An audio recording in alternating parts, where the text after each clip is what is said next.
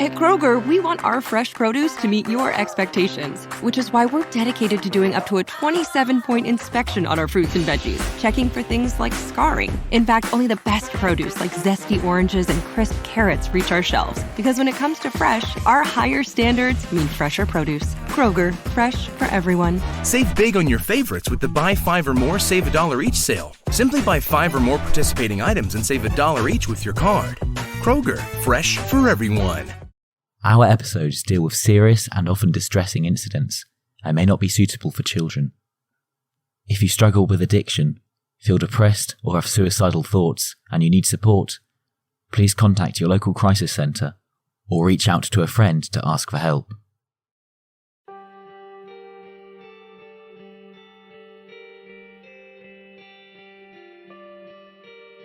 On the evening of August the 8th, 1969, actress Sharon Tate, who was 8.5 months pregnant, would go to dinner at El Coyote with her 3 friends, Jay Sebring, Abigail Folger, and Wojciech Frukowski.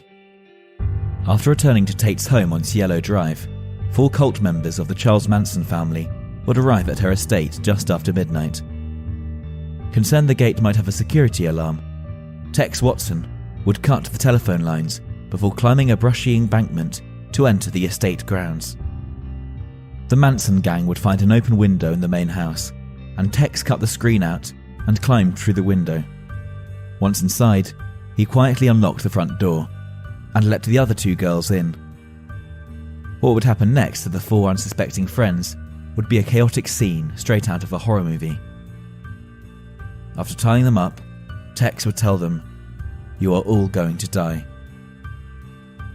The 1960s, Summer of Love, would come to an abrupt and bloody end on the morning of August the 9th, when Charles Manson's family murdered Sharon Tate and her 3 friends. Join us on a supernatural journey as we explore the glamorous life of Hollywood actress Sharon Tate. We investigate the story behind her chilling death, explore the mystical facts, and tell the haunting tale of the Manson cult. This is Death by Misadventure.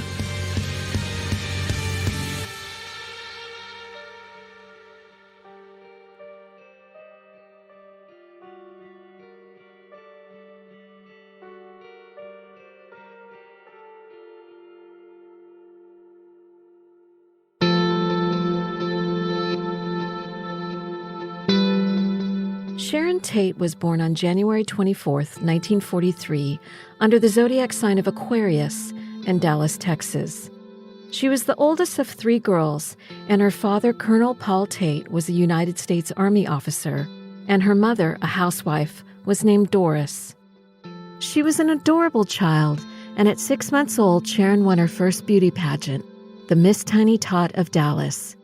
It was her first taste at stardom, but her parents had no idea she would one day grow up to be a movie star. Doris and Paul were very young when Sharon was born, and since her father was away from home frequently due to military duty, Doris's life revolved around little Sharon for a decade, until her other 2 daughters were born. At the age of 9, her parents welcomed Deborah in 1952, and later Patricia in 1957. Though her family described Sharon as shy and noted her difficulty creating or maintaining friendships, she was a different young lady when she went on stage. Sharon went on to be crowned Miss Richland 1959 and the Queen of the Tri-City Autorama. The same year, her father was transferred to northern Italy, and Sharon was enrolled in high school. She adapted quickly and was a model student.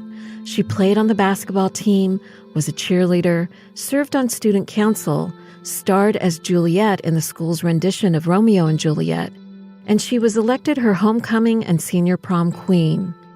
It was during her senior year in high school that Sharon received her first acting break. While in Italy, she and her friends discovered that a movie named Hemingway's Adventures of a Young Man was filming on location nearby. It starred Richard Beamer, Paul Newman, and Susan Strasberg, and the girls won parts as extras on the movie. The bit part also led to a new romance for Sharon, While on set, she caught the attention of actor Richard Beymer. He was smitten, and they quickly became a couple and dated throughout the shoot. It was a turning point for the young budding actress, and Beymer encouraged her to pursue a career in Hollywood.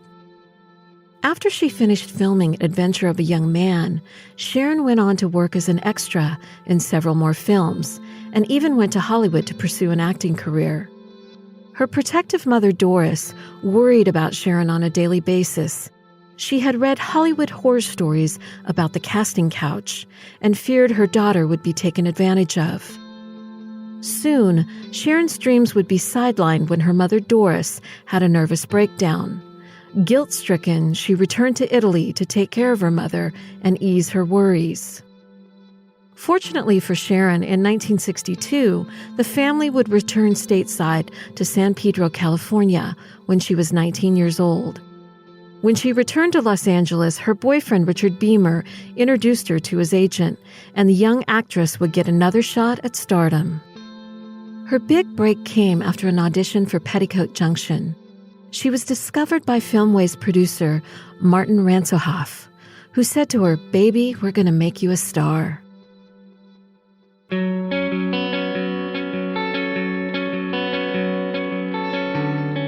At the age of 20, Sharon signed a 7-year contract with MGM and was groomed to be a movie star.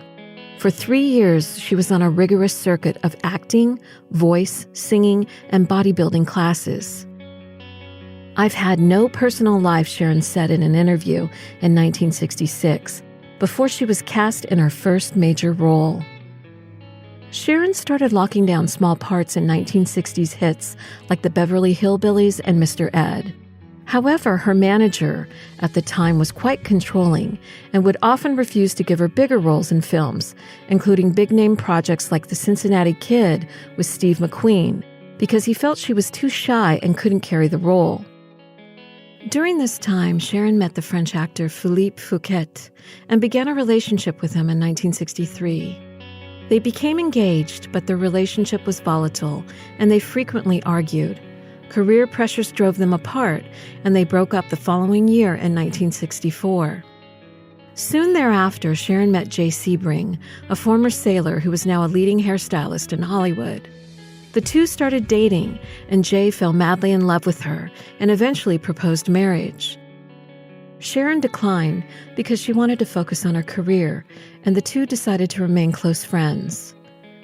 After paying her dues for 3 years, in 1965, Martin finally cast Sharon in the lead role in the occult thriller Eye of the Devil.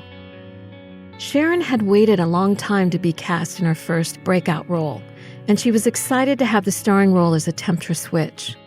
She even traveled to London to do research and met with a Wiccan high priest and priestess, Alex and Maxine Sanders, to prepare for her part.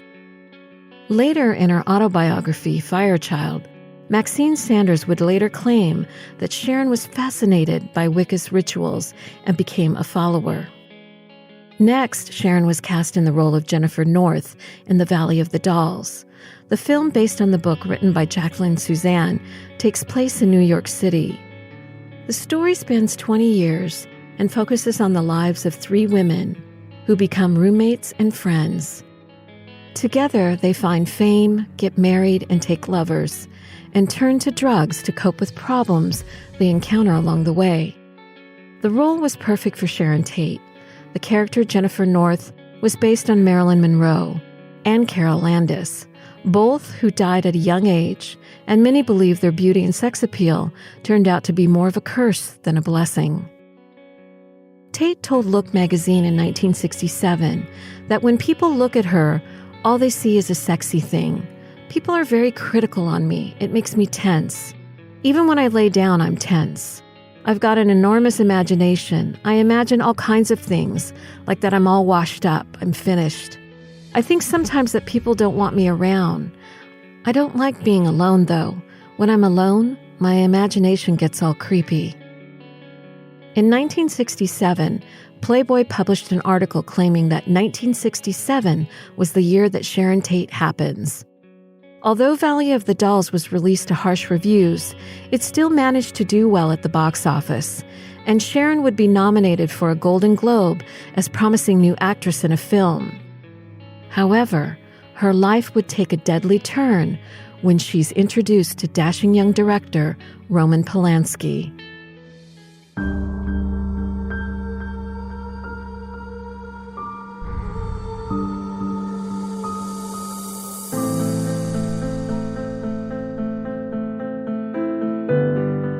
In most karmic tales, there's usually one person who plays matchmaker in these complicated love affairs. In this case, Martin Ransohoff was responsible for introducing Sharon Tate to her future husband Roman Polanski. By coincidence, the two happened to live around the corner from each other in London. They met over dinner arranged by the film producer, who wanted to help Sharon land a role in his upcoming film, The Fearless Vampire Killers. However, the first 2 dates were difficult to say the least. Polanski even refused to speak to Sharon during their first dinner. However, after the second meeting, he took her back to his apartment for a nightcap to get to know her better. Having left Sharon alone for several minutes, Polanski reappeared wearing a Frankenstein's monster mask. Frightened, she let out a blood-curdling scream, and that reaction convinced him he should cast her as the lead in his new horror comedy, The Fearless Vampire Killers, and to become his new lover. Sharon, an Aquarius, was a mystical creature. Most men found her enchanting, exciting, and unpredictable. She was a free thinker, and her Venus in Aquarius meant she was attracted to men who would stimulate her intellectually, and most likely she found Polanski's behavior interesting. With that said, she had a mysterious aura about her, and at first people would find her aloof. However, men were mesmerized by her beauty, but in the eyes of her friends, she had a quiet charm about her, and they found her to be sweet and kind. For the Polish playboy, his first impression of Sharon was that she was just another Hollywood actress with all beauty and no brains. Polanski, a proud Leo, was the polar opposite of Sharon, and at first he wasn't interested. But he had a change of heart when they met the second time, and they emotionally connected on a deeper level. His moon in Cancer made the director moody and sensitive, and he had to feel a connection first with Sharon before he decided to consider her for a role in his film. However, as a lover, he would find a tragic romance that would soon scar his life forever. People magazine would write, Sharon Tate and Roman Polanski quickly fell in love and got married on January 20th, 1968 in London. The honeymoon was short-lived, and soon their marriage was riddled with wild rumors, ranging from infidelity to forced threesomes. Sharon was deeply in love with her husband, who was 9 years her senior, but also extremely intimidated by him. She had a taste for dominant men, and it seemed like Polanski fit the bill completely. He had power both on the professional and personal front that Sharon was deeply attracted to, but it soon introduced her to his kinky sexual tendencies that included drugs, orgies, and even home sex videos that he shared with his friends. In the book, Sharon Tate, A Life, one of her friends, Joanna, said Polanski had a high level of control over his wife. He told her how to dress, what makeup he liked, what he didn't like, and he preferred her to not wear makeup at all. Whether or not the rumors are true, Sharon in an interview was quoted as saying, "We have a good arrangement. Roman lies to me, and I pretend to believe him." In February of 1969, Polanski and his wife would move into a 1942 French country-style home located on 3 acres in Benedict Canyon at 10050 Silo Drive. They rented the home from Rudolph Altobelli, a music and film talent manager, whose former famous residents of the estate included Cary Grant and Diane Cannon, Henry Fonda, Paul Revere and the Raiders, and Samantha Eggar. The last couple to live there before the Polanskis moved in were Candice Bergen and her boyfriend, music producer Terry Melcher, the son of actress Doris Day. Sharon adored the 1942 home and dubbed it the Love House. She knew that this was the home she wanted to nest in and welcome her baby boy in August. However, little did she know, it would be a choice that would have deadly consequences.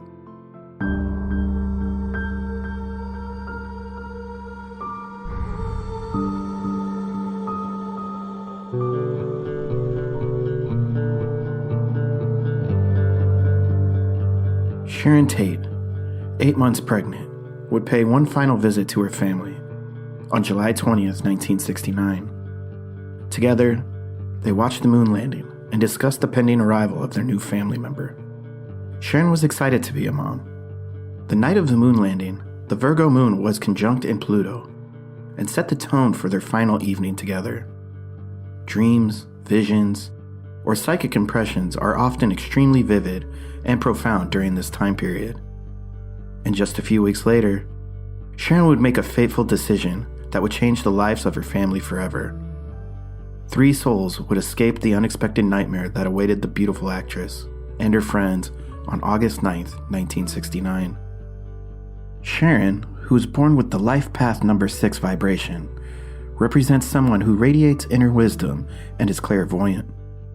They magnetically attract others to them and are genuinely loved by their friends and family. However, the 6th vibration can also be a double-edged sword and bring great sorrow with karmic debts to pay. This energy was intensified by the fact that her husband, Roman Polanski, also had the life path number 6, and they lived in a home with a 6th vibration.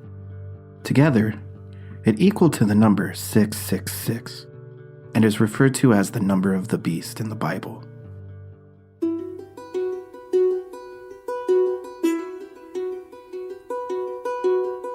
A few weeks later, on the afternoon of August 8th, 1969, Sharon's 2 little sisters, Deborah and Patty, called to ask if they could have a sleepover at her home.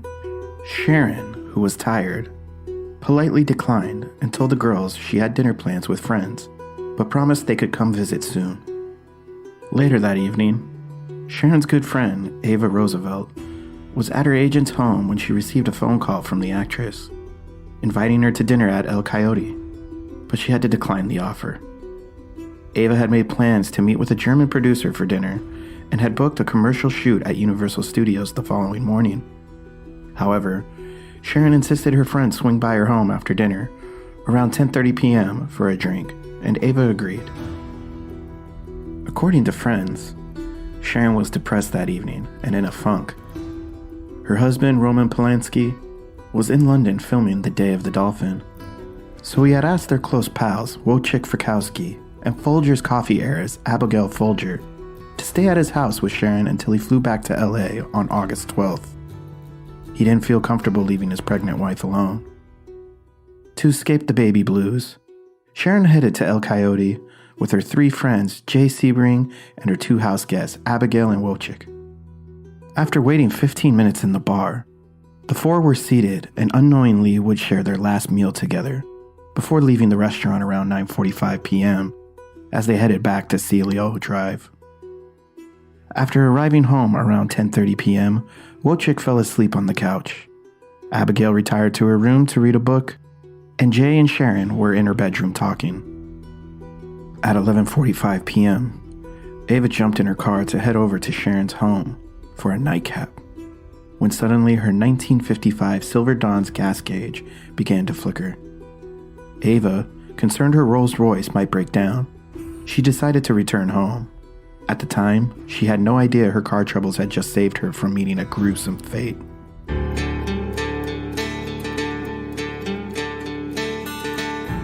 Manson, who was uneducated but highly intelligent, had a phenomenal ability to gain control over other people and get them to do terrible things. He even convinced his followers that he was the second coming, Christ and the devil, all wrapped up in the same person. However, revenge is what fueled Manson's sick mind the most. A wannabe rock star who had tried unsuccessfully to get a record deal from Melcher, and now he wanted a karmic debt to be paid by anyone who currently lived at the home. When the group arrived at the entrance to the property, Tex Watson, who had been to the house on at least one other occasion, climbed a telephone pole near the entrance gate and cut the phone line to the home. The group backed their car to the bottom of the hill that led to the estate, parked, and walked back up to the house. Thinking the gate might be electrified or equipped with an alarm, they climbed a brushy embankment to the right of the gate and entered the grounds. Linda Kasabian remained behind the wheel as a lookout. Just then, headlights in a distance drove towards the three Manson followers. Tex ordered the women to hide in the bushes and stepped out into the driveway and ordered the approaching car to halt. 18-year-old student Stephen Parent had been visiting the property's caretaker, William Garretson, who lived in the guest house.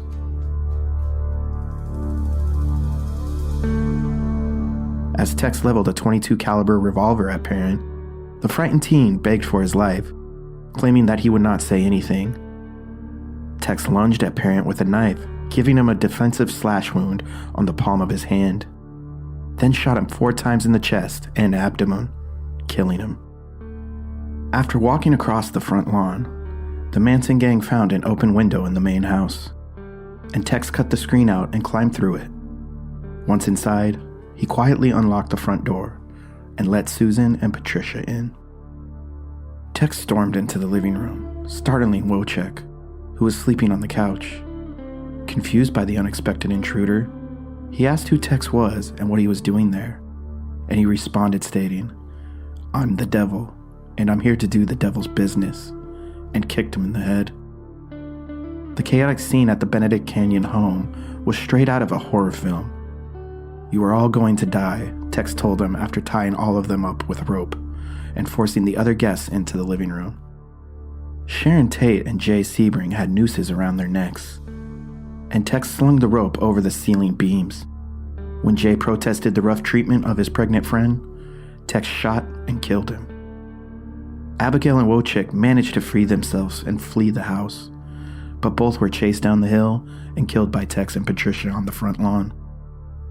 Sharon, frightened, sat helplessly as she heard her 2 friends' cries for help as they were attacked by these deranged lunatics. Begging for her unborn son's life, she offered to be a hostage so the Manson followers could escape. Instead, she was stabbed to death by Susan Atkins as she cried out for her mother before dying. Linda Kasabian, who was still in the car, heard the horrifying sounds and ran up to the front door in an effort to halt the massacre. She banged on the door telling the others someone was coming and they needed to leave. Tex, Susan, and Patricia ran out of the home, but stopped and wrote the word pig on the wall in blood. As they drove off, Kasabian took the weapons, wiped them clean, and dropped them in a ravine.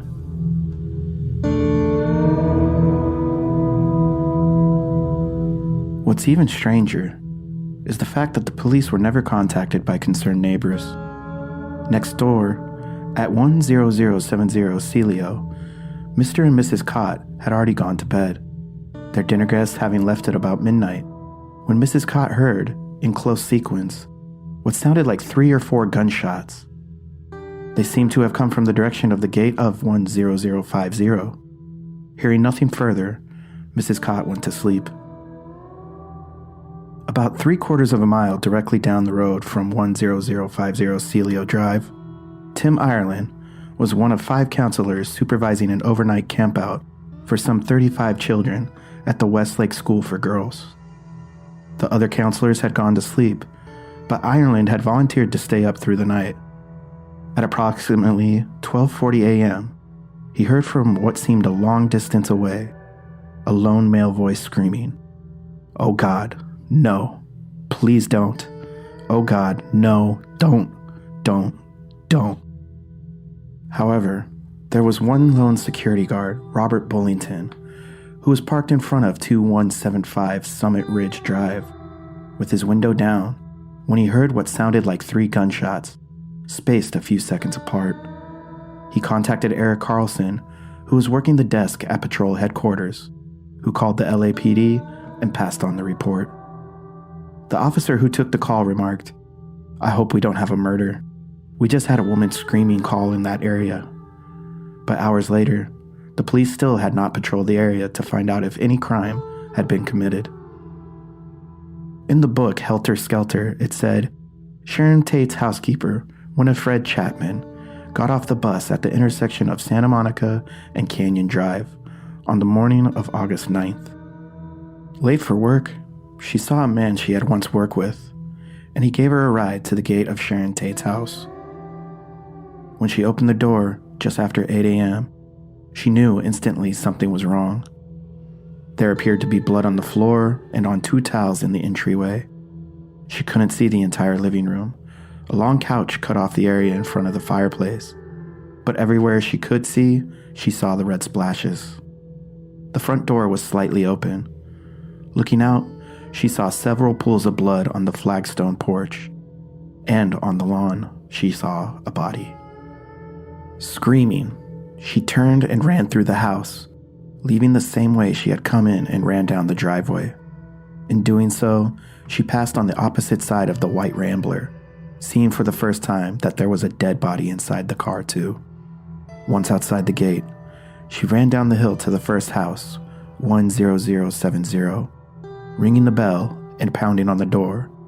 When the cops didn't answer, she ran to the next house, 10090, banging on that door and screaming, "Murder, death, bodies, blood."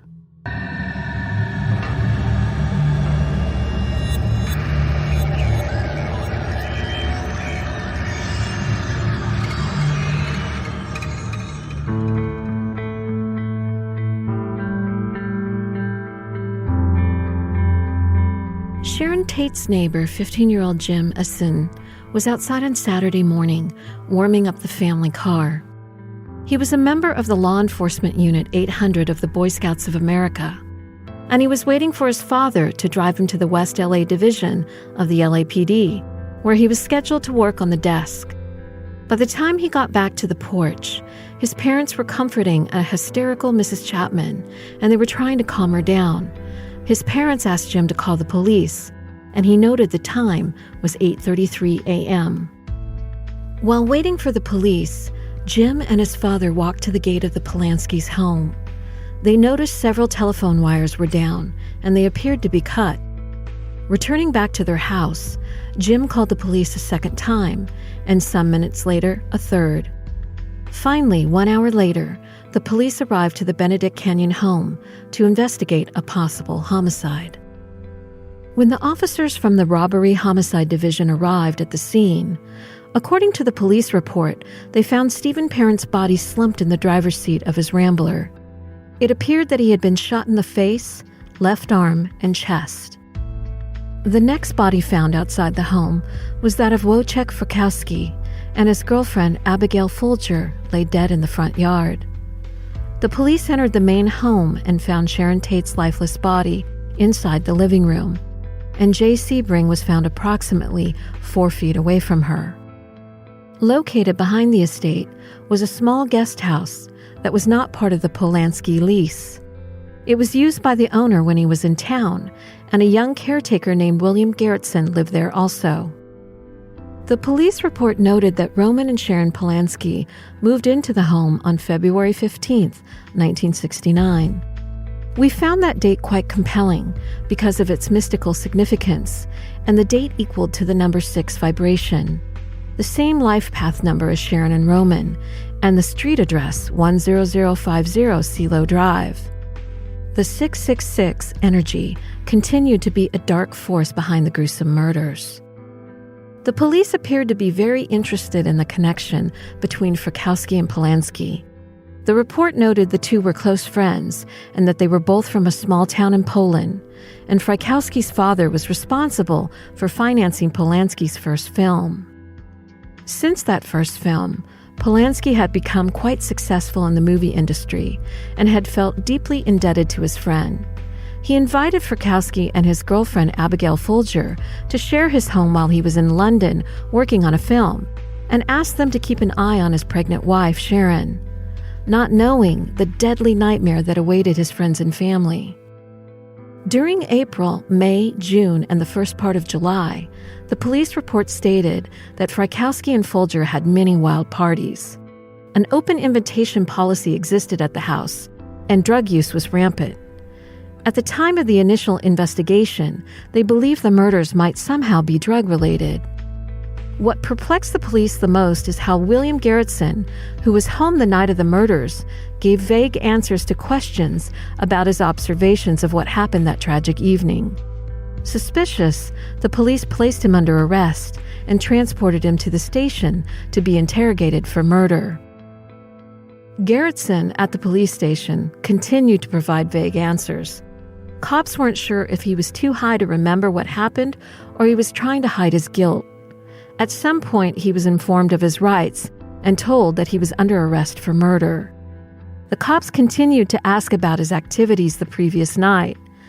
Garrettson said that although he had remained up all night, writing letters and listening to records, he had neither heard nor seen anything.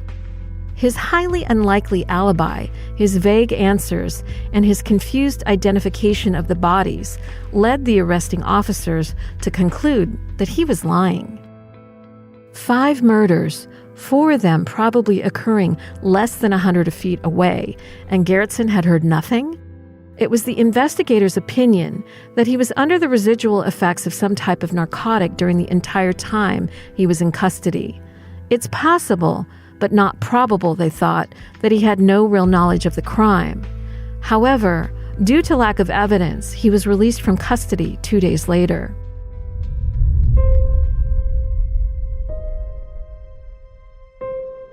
In the best-selling book Helter Skelter, it stated the police summoned Roman Polanski's manager, William Tenet, to come to the Benedict Canyon home to identify the bodies. It was like he was being led through a nightmare as he was taken first to one body, then to the next. Shaken by what he had just seen, he ran outside and vomited. Upon leaving, reporters gathered by the gate. As Tenet pushed through the crowd, clutching his stomach and sobbing, the reporters hurled questions at him. Is Sharon dead? Were they murdered? Has anyone informed Roman Polanski? He ignored them, but they all could read that death was written on his face. LAPD notified Sharon Tate's family, Sebring's parents, and Abigail Folger's father, Peter. Her father was chairman of the board of Folger Coffee Company, who lived in Woodside, her mother, Inez Folger, in San Francisco. However, Abigail's mother wasn't home, but visiting friends, and her ex-husband contacted her to deliver the horrible news. Eerily, she had spoken to her daughter the night before at 10 p.m., just a few hours before her death. Abigail had made plans with her mom to fly to San Francisco the following morning to celebrate her 26th birthday. When Tenet finally arrived home, he had to make one of the most difficult calls of his life and tell Polanski that his pregnant wife was not only dead, but she had been murdered. Polanski and several associates were going over a scene in the script of The Day of the Dolphin when the telephone rang. Tenet told him there had been a disaster at his home, and Roman, confused, asked which house. He was then told the horrific news that his wife Sharon and his friends Wojciech, Abigail, and Jay were all dead. Polanski screamed and yelled it must be a mistake, but Tenet, sobbing, confirmed it was true. He had gone to the house himself and had identified the bodies. Roman, hysterical, started pounding the walls, then his head with his fists, as he repeatedly cried out, "Did she know how much I loved her? Did she know how much I loved her?" The news spread quickly, and with it many wild rumors. Rudy Altobelli, owner of the Benedict Canyon home and business manager for a number of showbiz personalities, was in Rome. One of his clients, a young actress, called and told him that Sharon and 4 others had been murdered in his house and that Garrettson, the caretaker he had hired, had confessed to the murder, but it wasn't true. Upon hearing of the tragic deaths, actor Steve McQueen, longtime friend of Jay Sebring, suggested that the hairstylist's home should be rid of narcotics to protect his family and business. Though McQueen did not himself participate in the house cleaning, by the time the LAPD got around to searching Sebring's residence, anything embarrassing had been removed. However, one person survived that horrific evening, in a fortunate twist of fate for Sharon's good friend, Ava Roosevelt, who would have been the Manson's family's 6th victim if it weren't for her car troubles.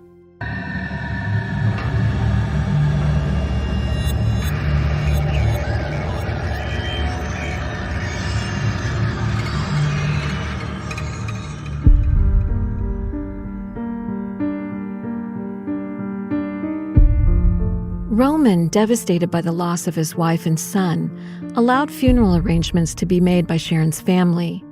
However, he did choose a special name for his unborn child, Paul Richard Polanski, which was the combination of Sharon's father's first name and Roman's father's first name. Colonel Paul Tate would spend the night before the funeral sitting beside Sharon's casket to watch over his daughter one last time. He wanted to take one last look at her as she lay peacefully in her favorite Puccini dress Roman had picked out, and his grandson Paul, who was tucked safely under her arm. He then quietly said a prayer before saying his final goodbye to his oldest daughter. The memorial service was on August 13, 1969, and was attended by Hollywood elite, including Peter Sellers, Kirk Douglas, James Coburn, and even Warren Beatty, who flew in from London to attend the funeral. Polanski sat in the front row of the church along with Sharon's parents and her sisters Patricia and Deborah. Sharon's mom retained her composure until the Reverend Peter O'Reilly said, "Goodbye, Sharon, and may the angels welcome you to heaven and the martyrs guide your way." At that point, she broke into sobs, and Polanski helped her walk out of the chapel. Afterward, Sharon and her baby boy were buried together at Holy Cross Cemetery. A few days later, Roman Polanski gave away all of his possessions, unable to bear any reminders of his life with Sharon, that he called the happiest I ever was in my life. Polanski would later state in an interview that in the months following the murders, he suspected various friends and associates, and his paranoia subsided only when the killers were finally arrested.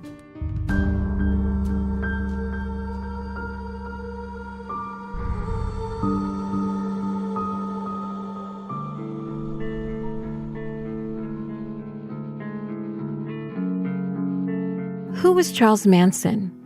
And what karmic fate did he share with his murder victims? And could any of the senseless killings been prevented?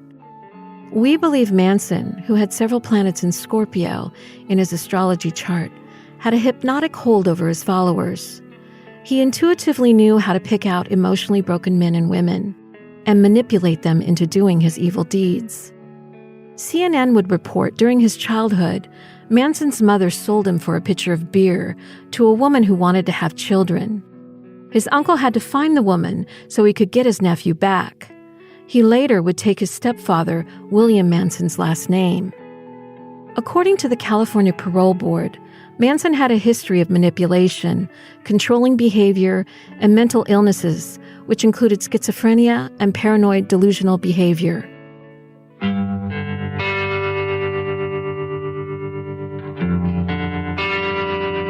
In early 1968, Manson would meet Gary Hinman, a music teacher who introduced him to Dennis Wilson of the Beach Boys. Manson had an intense charm and attracted a group of followers and misfits. Together, his family moved to the Spahn Ranch, just outside of Chatsworth, California. Later, Dennis Wilson would introduce Manson to record producer Terry Melcher, but after initially showing interest in Manson's music, Melcher declined to work with him further, and it set off an emotional time bomb that would soon go off. In July 1969, Manson had become more irrational and instructed Bobby Beausoleil, accompanied by Mary Bruner and Susan Atkins, to kill his friend Gary Hinman because of a dispute over money and property. On August 10, 1969, one day after Sharon Tate's murders, Manson, displeased at the sloppiness of the crime scene, decided the followers should kill again, and they were on the hunt for new victims. After several hours, the group arrived at the home of supermarket executive Leno LaBianca and his wife Rosemary, and the couple were brutally murdered. In October 1969, officers raided Barker Ranch in a remote area south of Death Valley National Monument. 24 members of the Manson family were arrested, including Charles Manson and Susan Atkins, on charges of arson and grand theft. At the time, they had no idea they were responsible for Sharon Tate's murder. Atkins was housed at Dormitory 8000 in Los Angeles and became friends with another inmate, Virginia Graham. She bragged about the grisly murder of Sharon Tate and the other victims' futile cries for help. She expressed no remorse over the killings and seemed to enjoy reliving their final moments. She even told Graham they had a secret hit list of celebrities that the Manson family planned to kill in the future, including Elizabeth Taylor, Richard Burton, Tom Jones, Steve McQueen, and Frank Sinatra. About the same time, the LA Sheriff's detectives interviewed Al Springer, a member of the Gang Straight Satan's biker group that Manson had tried to recruit into the family, and he told the police that Manson told him about the killings just days after the murders. Based on the account of Atkins' jailhouse confession and interviews conducted with Al Springer and various Manson family members, the LAPD were able to identify the 5 persons who participated in the actual Tate and LaBianca murders: Susan Atkins, Patricia Krenwinkel, Leslie Van Houten, Linda Kasabian, and Charles Tex Watson.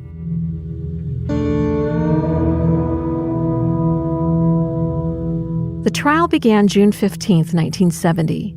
The prosecution's main witness was Linda Kasabian, who, along with Manson, Atkins, and Krenwinkel, had been charged with 7 counts of murder and 1 of conspiracy. Since Kasabian, by all accounts, had not participated in the killings, she was granted immunity in exchange for testimony that detailed the night of the horrific crimes. After a 7-month trial, the jury would find all the defendants guilty of murder on January 25, 1971, and they would all receive the death penalty. However, in 1972, the death penalty would be abolished in California, and the sentences for the Manson family members were commuted to life in prison. In the end, it's a story that still baffles. Linda Deutsch, a journalist, would tell LA Times, she had covered the Manson case for the Associated Press and said Manson had a streak of pure evil. She noted it's as if the curse has not disappeared and it hangs over everyone who was ever involved with him.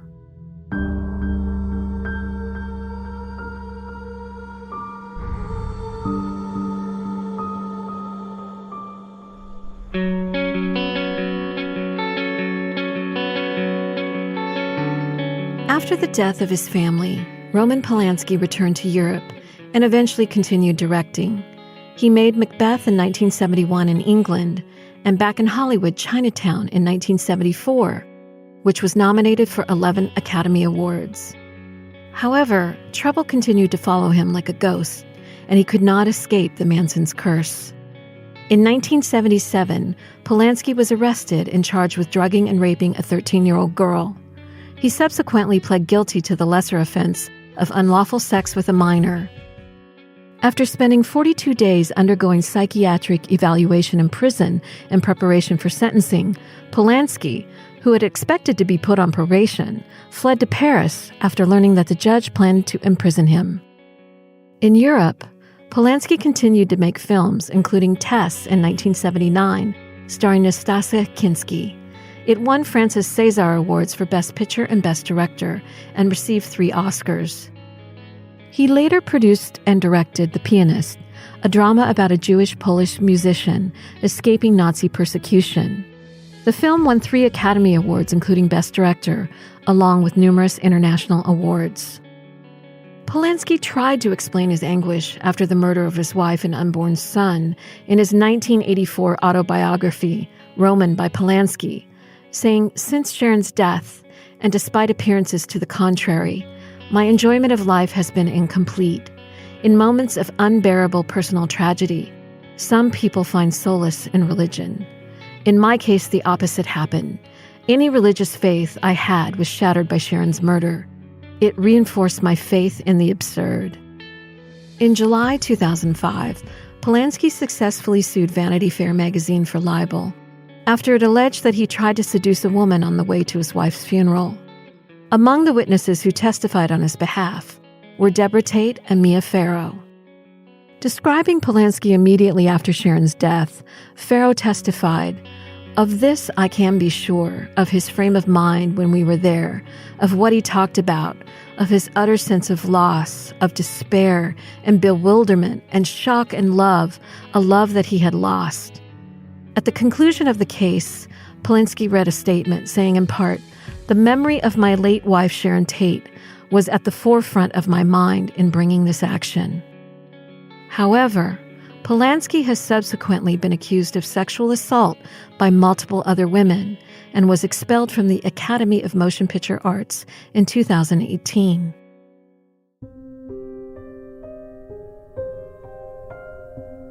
The mansion on 10050 Cielo Drive, where Sharon Tate died, was torn down in 1994, and a new home was built by David Oman. 5 years later, Oman's father purchased a nearby plot for $40,000, and together they built a house on it. He would tell LA Weekly in an interview that during construction, a worker told Oman he heard voices and footsteps coming from the top floor, and had a spooky feeling he wasn't alone. However, on further inspection, he saw that nobody was there. Other co-workers heard footsteps and voices and also felt a cold breeze on the back of their necks. Then, in July 2004, Oman woke up from a deep sleep at 2 a.m. to find a full-body apparition at the bottom of his bed, pointing towards the driveway, which leads to the Manson murder site. The ghost never spoke, but gestured towards the driveway 3 times and then just disappeared. Fascinated and curious, he went to the LAPD to see if items from the murder had been left on the once vacant land that held his house. If a bloodied piece of clothing or a knife carrying the victim's DNA had been on this property, that might somehow serve as a connection, he thought. That's when he saw a photo of Jay Sebring, Sharon Tate's close friend and hairdresser, also brutally murdered on that horrible night. Sebring bore an eerie resemblance to the figure he had seen at his bedside. Paranormal activity at the house became something of an obsession for Oman. In the last decade, he's allowed access to dozens of paranormal investigative teams who've brought instruments to measure electromagnetic activity in the air, which is thought to be a sign of the spirit world. Oman says the very first person to document the paranormal activities was world-renowned parapsychologist Barry Taff, who said in over 4,000 cases he's investigated, this house had the highest consistent EMF readings he'd seen.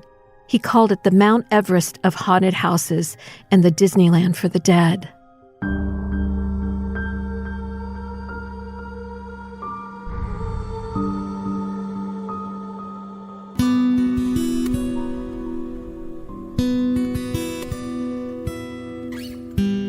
However, after the actress was brutally killed by the Charles Manson followers, Sharon Tate became the face of victims' rights, and her family became her voice. A decade after her murder, the actress's mother, Doris Tate, in response to the growing cult status of the killers and the possibility of them being granted parole, organized a public campaign that resulted in amendments to the California criminal law. She helped get the Victim Rights Bill, which allowed for victim impact statements, passed in California in 1982. All 50 states now allow victims to speak either written or orally at certain phases of the legal process, according to the National Center for Victims of Crime. Tate's mother went on to say that the law would help transform Sharon's legacy from murder victim to a symbol of victims' rights. In 1992, Doris was one of several volunteer workers recognized by President George H.W. Bush. The ceremony, during which Doris and her family were honored by the president for their work in promoting victims' rights, marked her final public appearance. She died later that year at the age of 68. On June 3, 2000, sadly, Patricia Tate would lose her battle with breast cancer and was buried next to her sister Sharon and her mother. In 2005, Paul Tate died of congestive heart failure at the age of 82.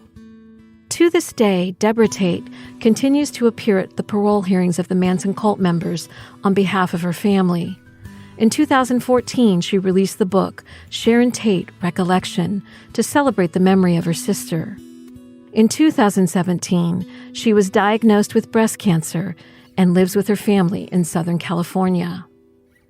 The murders committed by the Manson family have been described by social commentators as one of the defining moments of the 1960s. Joan Didion wrote, "Many people I know in Los Angeles believe that the 60s ended abruptly on August 9, 1969, at the exact moment when word of the murders traveled like brush fire through the community. And in a sense, this is true. The tension broke that day. the paranoia was fulfilled.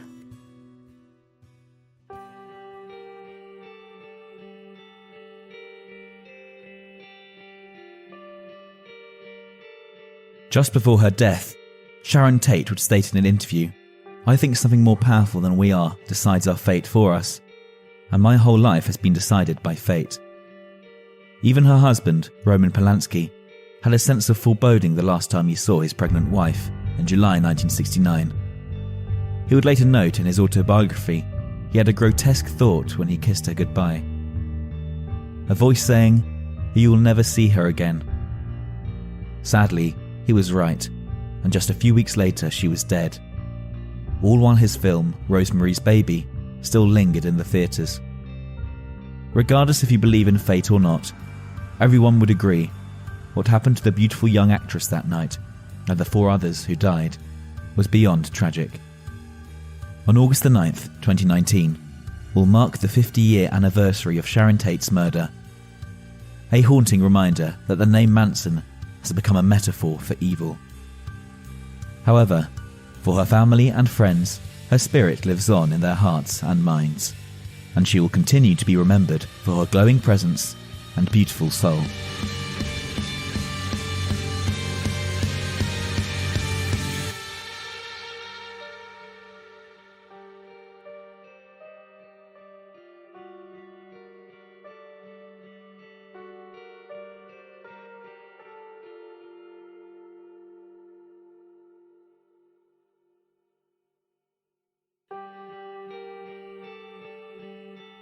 Death by Misadventure was produced by Cosmic Media and written by me, JC Nova. Our supernatural team of co-hosts includes the talented Eduardo Fahey in London, Tom Dre, our master numerologist and paranormal investigator in LA, Paul Robinson, magi and musician in Marin, and myself, I'm a psychic astrologer and paranormal investigator in Los Angeles and San Francisco. This episode was recorded at Robin Sound Studios in Marin, California, and also at Union Recording Studio in West Hollywood, California. Kudos to sound engineers Paul Robinson and Noah Shanklin.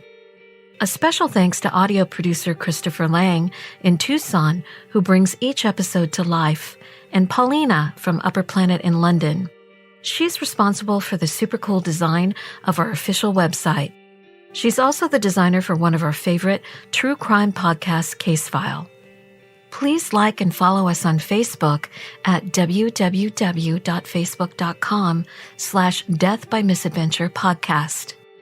Each episode is available for download direct via our website at deathbymisadventure.co.uk and also at iTunes, Google Play, Castbox, Spotify, Podbean, TuneIn, Radio Public, and Stitcher. Last but not least, our podcast is hosted by Libsyn. I'm JC Nova, and this has been Death by Misadventure. Thanks for listening.